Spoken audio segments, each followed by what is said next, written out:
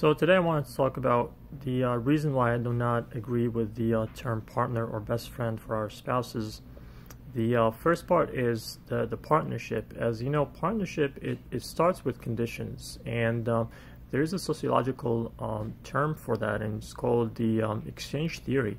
The exchange theory says that in marriage, the spouses are expecting something to be given to them in exchange of something that they have to offer. And marriage should not be about that give and take. And also, if you look at partnership, you know, it's usually limited depending on the terms of the contract. It could be limited by time, or it could be literally limited by the conditions that will set it on default if somebody doesn't fulfill the terms. And in marriage, it shouldn't be. Marriage, there's a lot of compromise, really a lot of sacrifices that need to be offered, and most of the time with no expectation. So, and the other thing about partnership, once somebody defaults in the partnership for one reason or another, then usually lawsuit is expected to be the result. And unfortunately, a lot of divorces, we are witnessing that. A lot of people, they could be spending 10, 20, 30 years together as spouses, and once that falls apart, they don't leave peacefully. They literally cut each other as if they're enemies. So that's why I really feel that true spouses should not be called partners. The other part is best friendship or best friends.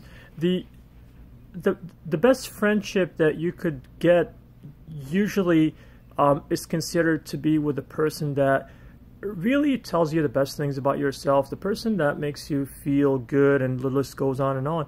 And there's a saying that says, you know, best friends should not tell each other what the other person wants to hear, but really what they need to hear. But unfortunately, a lot of best friends, they fall short of that.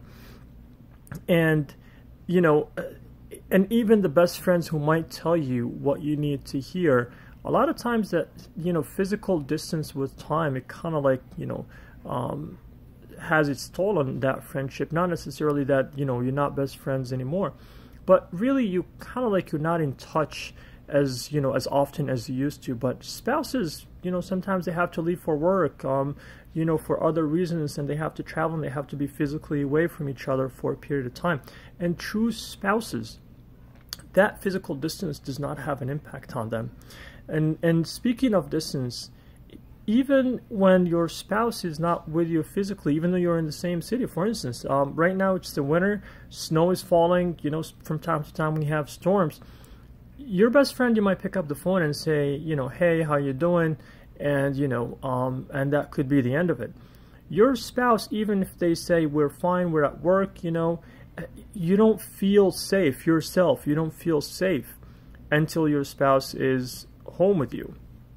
And the fact that, you know, your best friends, that friendship usually ends, you know, by, you know, one of you not being, you know, alive anymore, or whatever it is. You know, that marriage, it goes beyond. Even if one of the spouses is gone, you have kids that the other person is also raising. Matter of fact, even talking about the partnership, usually even the best partnership, you know, it also ends by, you know, quote unquote, the expiration of one of the partners. But marriage, the true spouses, the marriage really lasts even beyond the two of them, into their children. So really, with all of that being invested in, and the true meaning of true spouse, I really see that once you get married, you're not a whole person anymore. That I is not completed, and it's not complete without your spouse. So I do believe in, you know, the saying, better half. You know, your spouse is your better half. And truly, true spouses are your better half. They're not your best friend. They're better than that. They're not your partners. Absolutely, they're beyond and you know, above that. So they are your better half, and the two of you, only when you come together, you will make the I. And it's not a we, because usually a we means it's two independent individuals. Spouses should not see themselves as two independent individuals, but more of two parts that make the I.